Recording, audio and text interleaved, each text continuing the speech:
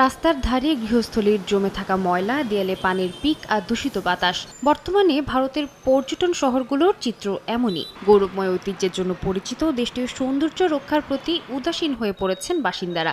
নজর দিচ্ছে না প্রশাসনও। এমন তথ্য উঠে এসেছে ব্রিটিশ গণমাধ্যম বিবিসির প্রতিবেদনে। রাজকীয় প্রাসাদের জন্য পরিচিত জয়পুর হোক, প্রযুক্তির জন্য বেঙ্গালুরু বা স্বপ্নের শহর মুম্বাই, সব কয়টি বসবাসের অযোগ্য হয়ে পড়েছে বলে দাবি করা হয়েছে প্রতিবেদনে। রাজস্থানের শতাব্দী প্রাচীন প্রাসাদের দেয়ালে দেখা যাচ্ছে পানির পিক। বেঙ্গালুরুর ব্যস্ত রাস্তাগুলোয় যানজটে নাজেহাল বাসিন্দারা। রাস্তার ধারে ময়লার স্তূপ জমে পরিবেশেরও 12টা বাজছে। মুম্বাইয়ের পথে পাড়ি দিতে গেলে হোঁচট খেতে হয় রাস্তার মাঝখানে শত শত গর্তে। বর্ষার মৌসুমে জমে থাকা পানির সঙ্গে পয়ঃনিষ্কাশন লাইনের আবর্জনা মিশে তা পরিণত হয় বাসিন্দাদের দুঃস্বপ্নে। এ অবস্থায় মোদি প্রশাসনের আধুনিক ভারত তৈরির প্রতিশ্রুতি প্রশ্নবিদ্ধ হচ্ছে বলে মনে করছেন অনেকে।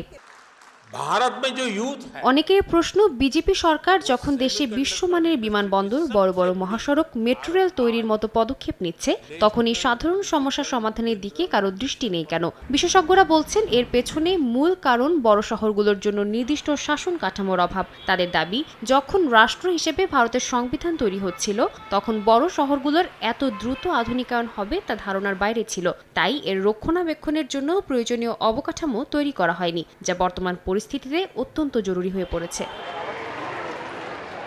সাদিয়া তাসনিম, সময় সংবাদ।